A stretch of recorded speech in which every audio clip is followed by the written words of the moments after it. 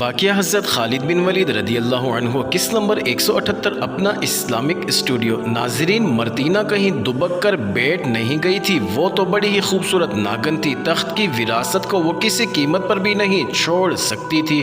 وہ نہیں تو اس نے اپنے بیٹے ہرکیلیو ناس کو تخت نشین کرانا ہی تھا۔ اس نے درپردہ ایک دو جرنیلوں کو خریدنے کی کوششیں شروع کر دی۔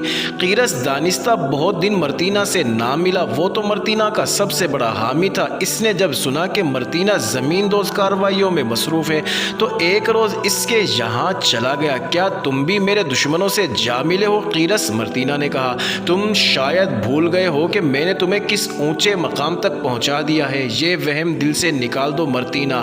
قیرس نے کہا، باہر کی صورتحال دیکھو کیا ہے، یہاں بھی قبطی عیسائی اور ان کے حامی موجود ہیں۔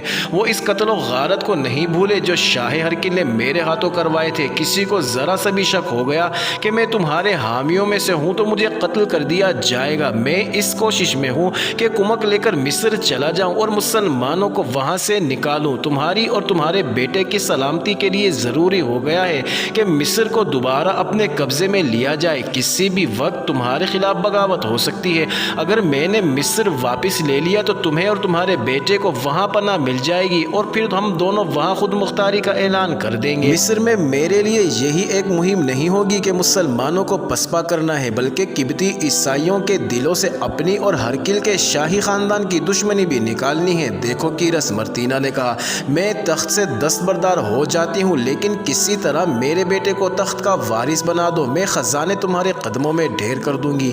اگر کونستانس تخت پر بٹھا دیا گیا تو میں تمہیں بتا دیتی ہوں کہ اسے بھی قتل کروا دوں گی۔ تم جانتے ہو میں کیا کر سکتی ہوں اور کس حد تک پہنچ جایا کرتی ہوں۔ اپنے آپ کو قابو میں رکھو۔ قیرس نے کہا، یوں دبک جاؤ جیسے تم مر ہی گئی ہو۔ میں ہرکلیو ناس کو تخت پر بٹھا دوں گا، لیکن کونستانس کو راضی رکھنا ضروری ہوگا۔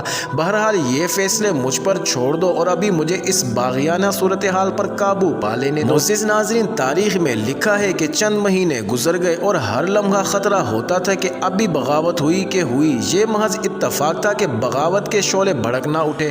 آخر قیرس نے جرنیلوں کو اور اونچے عہدے کے شہری حاکموں کو اکٹھا کیا اور انہیں کہا کہ بزنطیہ کی یہ صورتحال مصر میں مسلمانوں کو مہلت دے رہی ہے کہ وہ مزید علاقے فتح کر لیں۔ یہ تنازع شاہی خاندان کا ہے، قیرس نے کہا، لیکن اس کی سزا ہم سب کو بھگتنی پڑے گی۔ ہم سب کو تسلیم کر لینا چاہیے کہ مصر میں جو فوج مسلمانوں کے مقابلے کے لیے موجود ہے وہ بیکار ہو چکی ہے۔ اس پر مسلمانوں کی دہشت طاری ہو گئی ہے۔ اگر کمک جلدی نہ گئی تو مسلمان اسکندریہ تک پہنچ جائیں گے، پھر ہم مصر میں شاید داخل ہی نہ ہو سکیں۔ قیرس سب پر زور دے رہا تھا کہ تخت کی وراثت کا تنازع بہت جلدی طے ہو جانا چاہیے۔ قیرس نے یہ بھی کہا کہ مرتینہ کے متعلق ہمیں کسی خوش فہمی میں مبتلا نہیں ہونا چاہیے کہ وہ ڈر کر گوشہ نشین ہو گئی ہے۔ وہ کسی بھی وقت درپردہ کوئی نیا فتنہ کھڑا کر سکتی ہے۔ قیرس نے یہ مشورہ دیا کہ اس کے بیٹے ہرکلیو ناس کو اور کونستانس کو بھی تخت نشین کر دیا جائے، مطلب یہ کہ دونوں مشترکہ طور پر حکومت کریں گے۔ ان بڑوں نے کچھ دیر بحث و مباحثہ اور تبادلہ خیال کیا اور یہ فیصلہ کیا کہ ان دونوں میں اگر کبھی کسی مسئلے پر اختلاف رائے پیدا ہو جائے تو کونستانس کا فیصلہ قابل قبول ہوگا۔ سب اس فیصلے پر متفق ہو گئے اور باقاعدہ طور پر شاہی فرمان جاری کر دیا گیا۔ انتظام یہ کیا گیا، یہ فرمان ہر گھر تک اور ہر فوج میں ہر سپاہی تک پہنچ جائے تاکہ لوگوں کو اور ساری کی ساری فوج کو پتہ چل جائے کہ تخت کی وراثت میں مرتینہ کا کوئی حصہ اور عمل دخل نہیں اور وہ ملکہ نہیں بن رہی۔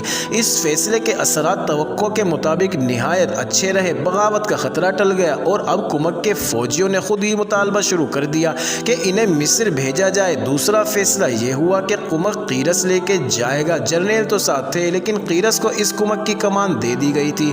تاریخ میں اس کمک کی صحیح نفری نہیں لکھی گئی، صرف یہ لکھا ہے کہ قیرس بھاری تعداد میں کمک لے کر مصر کو روانہ ہو گیا۔ ان دستوں کے علاوہ قیرس اپنے ساتھ راہبوں اور مبلغوں کی بھی ایک جماعت لے گیا تھا جو سینکڑوں کی تعداد میں تھے۔ قیرس کو مصر جا کر ایک تو فوجی محاذ پر لڑنا تھا اور دوسرا محاذ مذہب کا تھا۔ یہ کمک جس بحری بیڑے میں گئی وہ بیڑا اگست کے آخر یا ستمبر 641 عیسوی کے پہلے ہفتے میں روانہ ہوا تھا۔ معزز ناظرین، جاری ہے اگلی ویڈیو کس نمبر 179 میں دیکھنا مت بھولیے گا۔